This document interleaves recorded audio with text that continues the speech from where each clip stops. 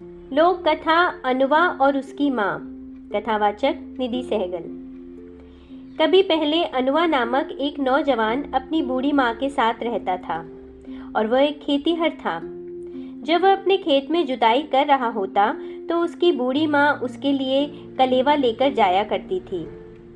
एक दिन जब वह खेत में अपने बेटे के लिए जलपान लेकर जा रही थी तो रास्ते में उसे एक सियार मिला और उसने कहा, जो भी भोजन लेकर जा रही हो उसे नीचे रख दो, नहीं तो मैं तुम्हें टक्कर मारकर गिरा दूंगा और काट खाऊंगा।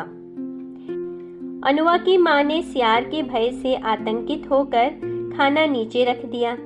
सियार उसमें से ज्यादा हिस्सा खाकर अपने रास्ते चला गया। बूढ़ी बचा हुआ आहार लेकर अपने बेटे के पास चली गई, लेकिन इस घटना के बारे में अनुवा से कुछ नहीं कहा। ये अनुक्रम कई दिन तक चलता रहा।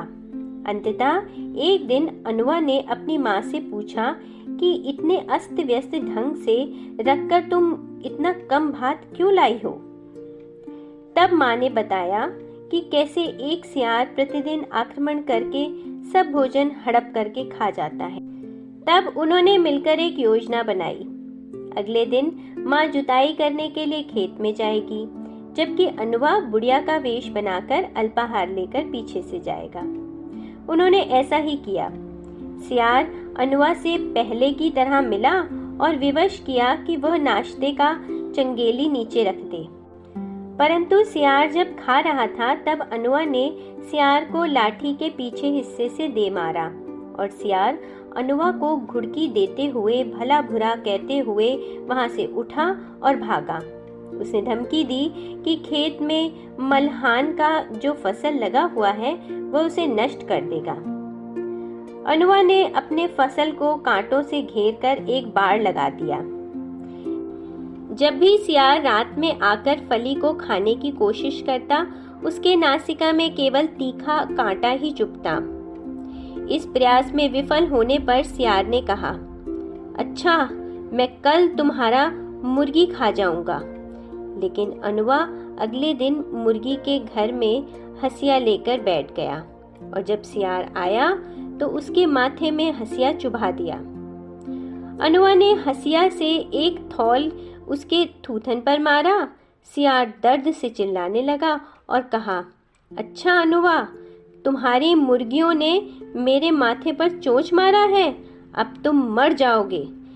अगले दिन अनुवा ने मरने का स्वांग किया और उसकी माँ रोने भी लगी।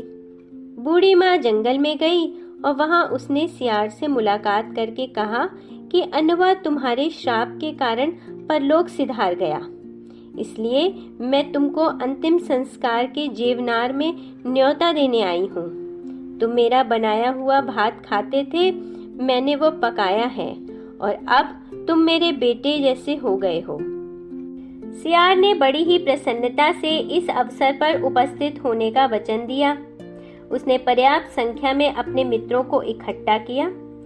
संध्या को अनुवा के घर गया और घर के आंगन में बैठ गया। बुढ़िया घर से बाहर आई और अपने बेटे की मृत्यु पर विलाप करने लगी। सियार ने कहा, रोना बंद करो माता मही, मरा हुआ व्यक्ति वापस नहीं आ सकता। चलो हम सभी को भोज कराओ। बुढ़िया बोली, पहले वो कुछ मीठी रोटी तलेगी, इसलिए कुछ समय लगेगा, लेकिन तब तक भात तैयार हो जाएगा। सभी सियार इसके लिए सहमत हो गए, परंतु उन्होंने बुढ़िया को कहा, पहले हम सभी को एक रस्सी से बांध दो। भोजन आने पर खाने के लिए आपस में झगड़ना ठीक नहीं। बुढ़िया ने सभी सियारों को एक मोटी रस्सी से बांध दिया और जिस सियार ने अनुवा को शाप दिया था उसे सबसे ज्यादा कसकर बांध दिया और तब वह घर के अंदर जाकर लोहे के तवे को आग पर रखाई। बीच बीच में उस पर पानी का छिड़काव कर रही थी। जब सियारों ने पानी के फुफकार की आवाज को सुना तो उन्होंने सोचा कि ये मीठी रोटी को तलने की आवाज है और वे खुशी के मारे उछलने लगे।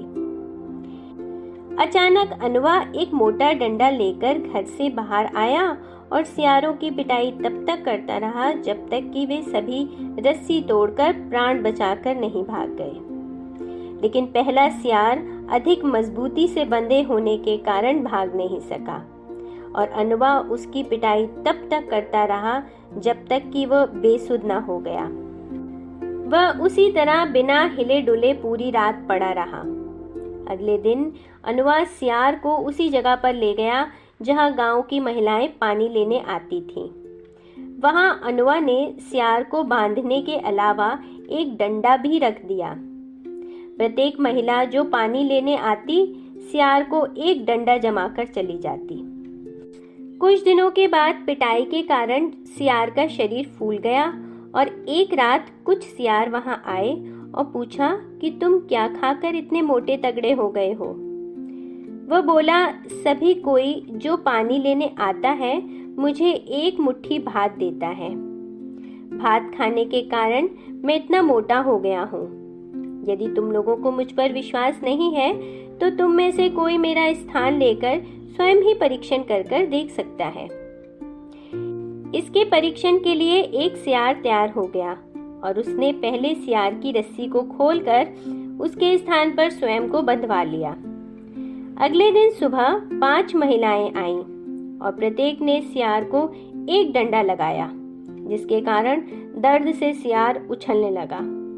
उसे उछलता देख दूसरी महिलाएं भी उसकी पिटाई करने लगीं और वह पिटाई के कारण सियार की मृत्यु हो गई। लोक कथा अनुआ और उसकी माँ। कथावाचक निधि सहगल।